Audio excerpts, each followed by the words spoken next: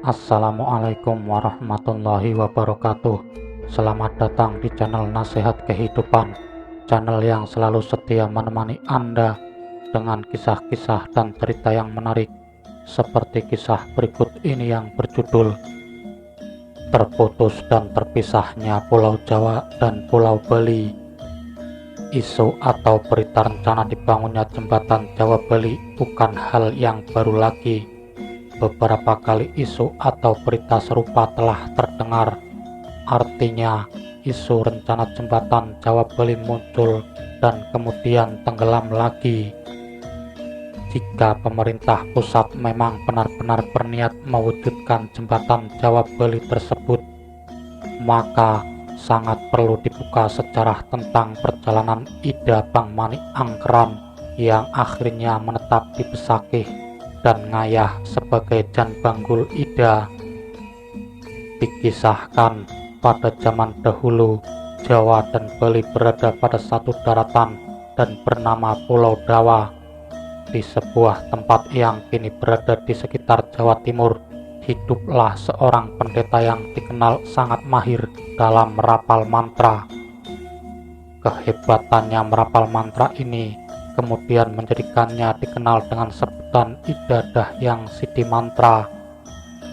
Salah satu bukti kehebatannya merapal mantra adalah dengan dimilikinya seorang putra yang kemudian dikenal dengan nama Ida Bang Manik Angkeran. Konon Ida Bang Manik Angkeran ini terlahir dari api Homa, sehingga putranya tersebut diberi nama Ida Bang Manik Angkeran.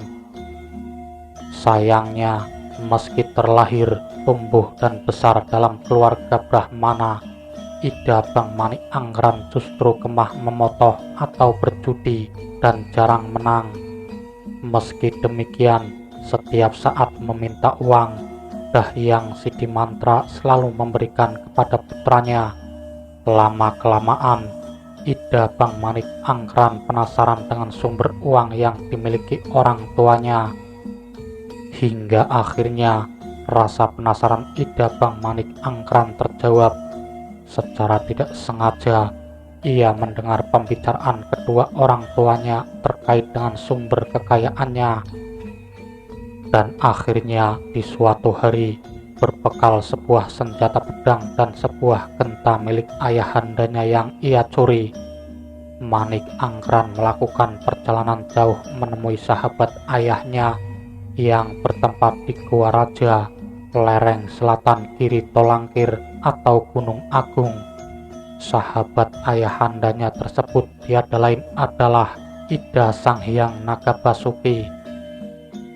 Singkat cerita, tibalah Ida Bang Manik Angkeran di depan Gua Raja. Ia kemudian mengalunkan bajra milik ayahandanya. Mendengar alunan suara bajra yang sangat dikenalnya, Ida Hyang Naga Basuki pun segera keluar dari peraduannya dan mengira yang mengalunkan bajra tersebut sahabatnya, yakni Ida Hyang Naga Basuki. Begitu tiba di mulut gua, Ida Hyang Naga Basuki kaget karena yang mengalunkan bajra tersebut ternyata seorang remaja, bukan Ida Dahyang Siti Mantra.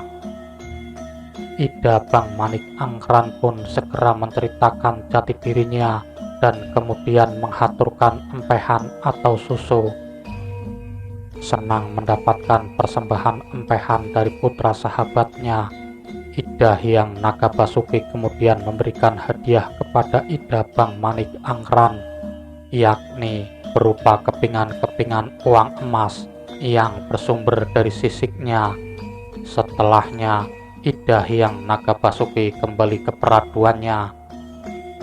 Saking panjang tubuhnya, konon saat Prabu atau kepala Ida Hyang Naga Basuki sudah tiba di peraduan, ekornya masih ada di mulut gua.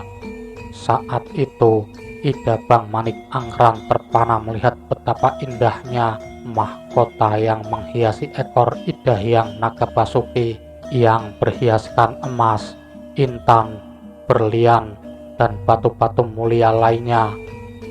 saat itu muncullah niat buruk Ida Bang Manik Angkran. Dengan senjata pedangnya, ekor Ida Hyang Naga Basuki kemudian dipenggalnya, dan setelahnya ia lari terburu-buru dengan maksud segera meninggalkan Goa Raja. Sementara menyadari ekornya telah terpotong, Ida Hyang Naga Basuki menjadi murka dan segera kembali ke mulut goa. Ternyata Ida Bang Manik Angkran tidak dijumpai lagi.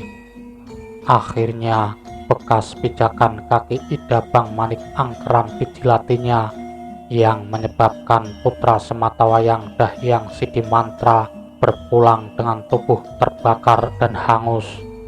Lokasi hangusnya tersebut kini dikenal dengan nama Alas Cemoro Geseng yang berlokasi di kawasan Besakih. Di tempat terpisah, Ida Dahyang Sidimantra gelisah karena putra sematawayangnya lama tidak pulang. Beliau kemudian memutuskan untuk menyusul hingga tibalah beliau di Goa Raja. Dengan sambutan yang kurang ramah dari tuan rumah, Ida Hyang Naga Basuki yang kemudian menceritakan ulah Ida Bang Manik Angkran terhadap dirinya. Ida Dahyang Sidimantra kemudian paham dengan peristiwa yang telah terjadi.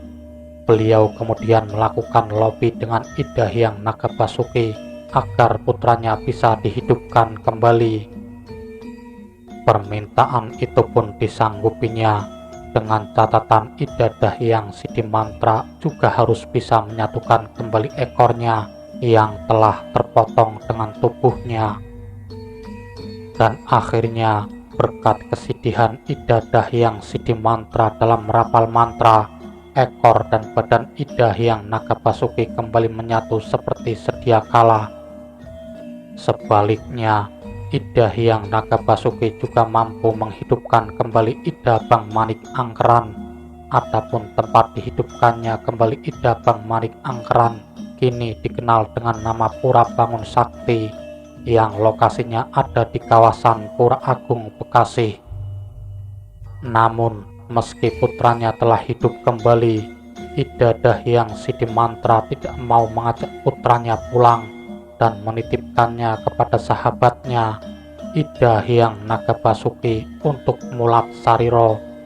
Tidak lama kemudian, Ida Bang Manik Angkran ngayah menjadi seorang pemangku di Pura Bekasi.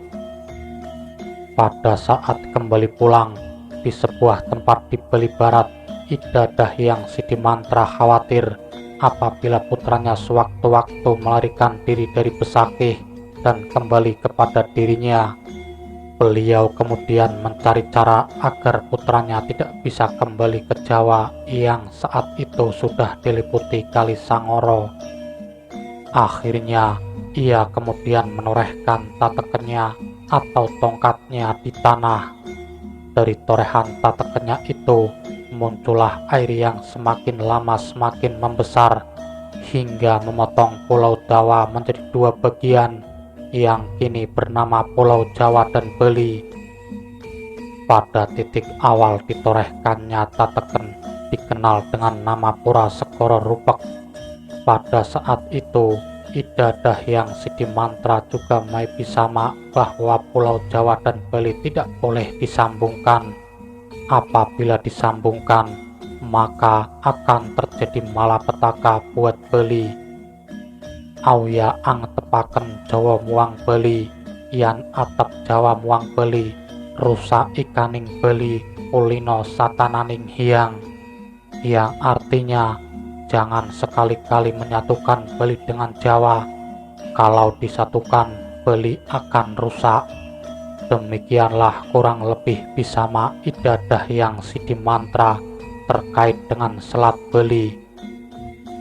Bisama tersebut menjadi penting dibuka saat ini, terlebih ketika mengemukakan kembali rencana pembangunan jembatan Jawa Bali, yakni dengan kehebatan jenananya berabad-abad silam Dahyang Sidimantra telah melihat roh dan masa depan Jawa maupun Bali.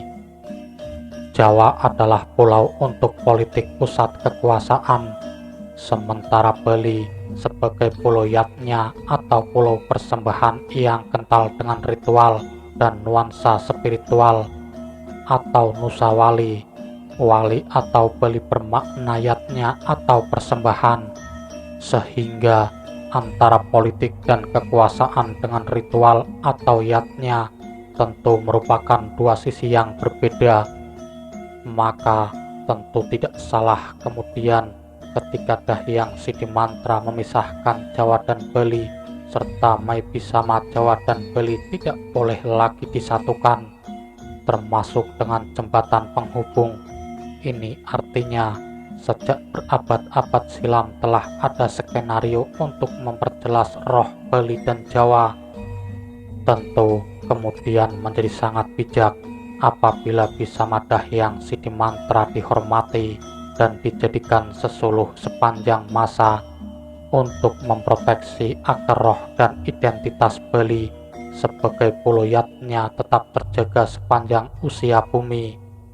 Roh identitas Bali sebagai pulau Yatnya tidak kemudian disengaja dibuat capuh dan campah karena hanya dengan sebuah jembatan yang menyatukan daratan Bali dan Jawa. Semoga pikiran baik datang dari segala arah.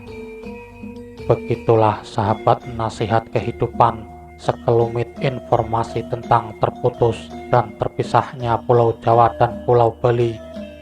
Terima kasih sudah menyimak dari kisah yang kami sajikan. Semoga ini bermanfaat bagi kita semua, dan nantikan kisah-kisah yang menarik lainnya. Wassalamualaikum warahmatullahi wabarakatuh.